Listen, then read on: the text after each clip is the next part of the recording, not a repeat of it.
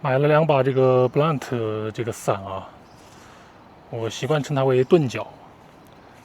做个简单的评测吧，也不算评测，因为我打算退货了。首先就这把，它是一把双折的折叠伞，打开给大家看一下。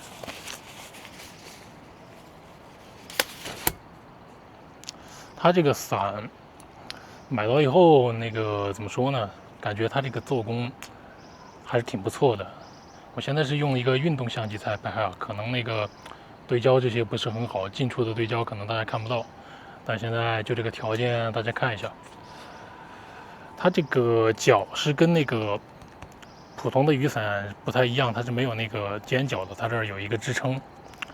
然后它这个伞边这个地方做了一个收窄。然后为什么买这个伞呢？因为他们这个伞号称可以用上很多年的时间啊。我的那个雨伞老坏，所以我就看了一下这个牌子。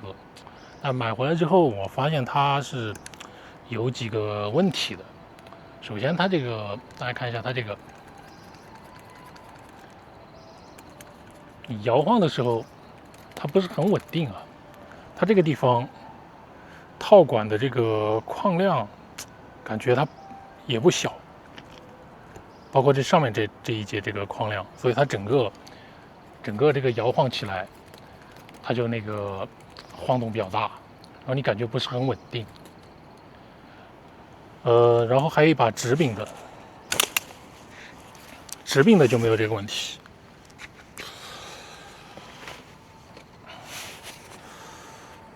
这把是直柄的，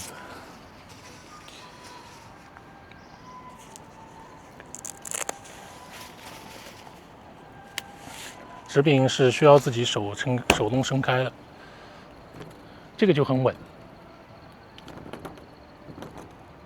没有多大的晃动。但这个最终2把我都想退货的原因是什么？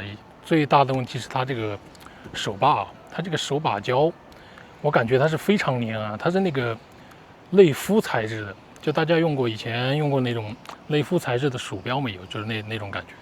那我觉得它这种材质会越用越黏，而且以后你就是用着就非常粘手，你得去买那个除那个内肤材质的药水来把它给溶掉，然后才能舒服的使用。这个东西是完全接受不了了，所以我2把都退货，包括这个地方这边这个手把也是这种材质啊，你就非常不舒服。要不然的话，这把我还是想留下来的。它还有个缺点就是这把是比较沉的，待会儿回去我去称一下吧。我现在在家附近一个废弃的小公园里面拍这个视频，回去称一下看这把有多重。你像它这个做工的话，确实要比一般的雨伞我觉得要精致一些啊。包括你看这些有铁丝的地方，它都会有那个，不知道大家用过那个有骑自行车的朋友应该知道，它那个拉线刹车的那个接头那个地方，它会给你加一个那个铝帽，然后给你加一下，然后防止你就是不小心接触这些地方的时候刮伤嘛，这些东西。这把是伞面是120厘米的，它这个120厘米指的是你从这个地方，然后量向它的这个对角的这个距离啊，它是120厘米。但是你说你要量这个平行边呢，它就远远不到了。回去我量一下，给大家也标注一下吧。所以这把对我这种身高176的人来说，咱只能算刚刚好。然后这个折叠的这一把，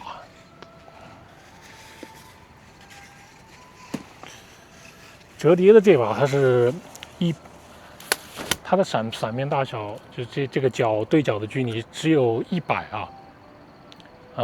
我上次我还家里面还量过一下，我应该是102。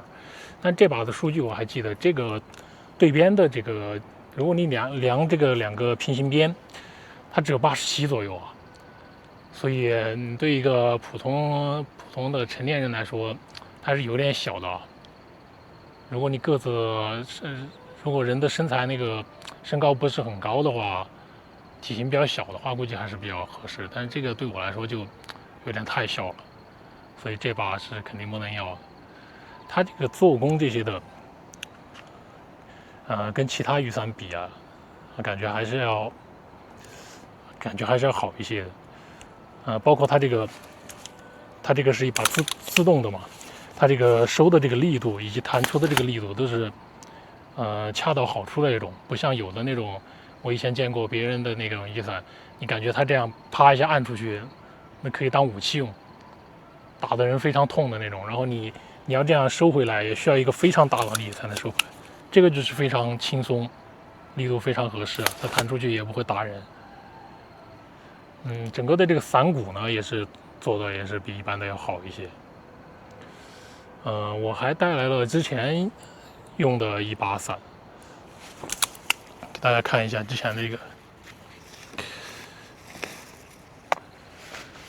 这是我之前用的一把，这已经是第2把了，因为第1把它是一把黑胶伞嘛，第1把它这些地方已经慢慢的就那个黑胶脱落，然后都已经能透光了，下大雨的话会漏水进来。放在我那边，也不用拿出来给大家看了，给大家说一下就行。就这些地方，大概就是在它这个折痕的位置吧，在它这个折痕的这个位置它开始那个慢慢的变得透明，慢慢的都能透光了，就坏掉了。但这把你看一下这个对比，你看看它这个摇晃起来，它这个稳定程度，我感觉就比那把折叠的要好。虽然这个伞面可能看动晃起来很大，但它这个整个这个伞柄的部分，它这个框量是挺小的。这把也是我就不说品牌了，免得有广告嫌疑。这是我无意间买到的，就是因为第1把它那个黑胶脱落以后，大概只有2年还是3年吧时间它就不行了，平时也没这么暴力使用啊，它就脱落了。所以那把坏了以后，我就想买一把那个能用的时间更长的雨伞，我才看的那个另外的2把钝角的伞啊。不过买回来呢，还是感觉比较失望，不太行。最大的问题就是它那个手把胶的问题。你看这种它就使用的这种普通的塑料，它虽然有一定的那个就是磨砂感啊，但是它不会那个越用越黏，它也不会沾灰。但这个也有它的那个坏处吧，就是它这个太小了，非常小。就你这样捏久了之后肯定会不舒服的。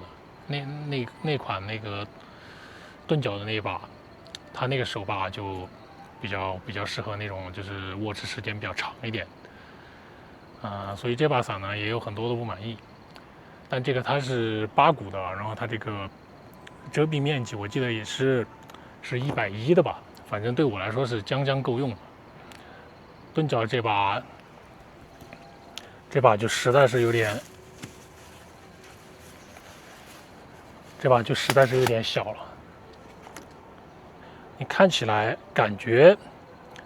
可能觉得差不多，但是由于它这个边的这个收窄的这个设计，如果你那个在外面雨天打伞的时候，你在外面行走的时候，它肯定有一个麻烦之处，就是你这个挥动手臂的时候，它肯定是这个手臂是会被淋到的。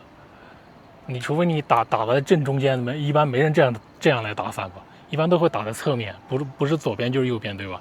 如果你打在正中间这样打伞，那就有点，那应该还行哈，还行。但是你如果步伐迈的比较大的话，鞋也是会淋湿的。这个尺寸对我来说还是太小了。行，基本上这个视频就这样一镜到底吧，该说的也都说了。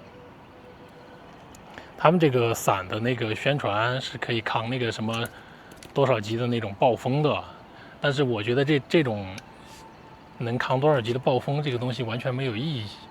为什么呢？因为如果那个雨天又有那么强的那个风的话，你只靠一个遮蔽那个上空的一个伞，你是没法保证自己，你是完全无法保证自己不被淋湿的呀。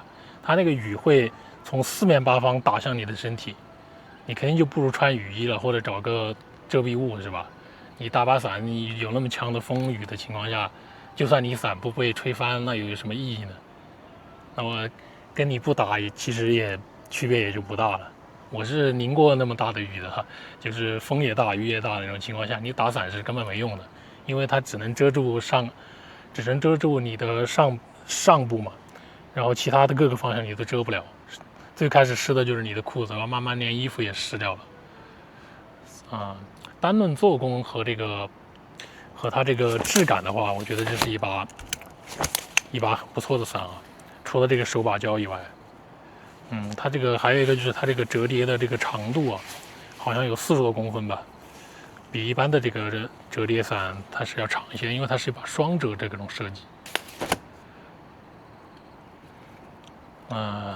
作为一把雨伞来说，它的价格是非常贵啊，这也是一个缺点之一，或者说这算是我的缺点吧。但是你说，就算它这一把伞可以用10年，你买一把50块钱的伞，然后你每年换一把，然后也是这个价格。所以有关注这款商品的，大家可以参考一下，给大家提供一些自己的见解吧，只能这样说。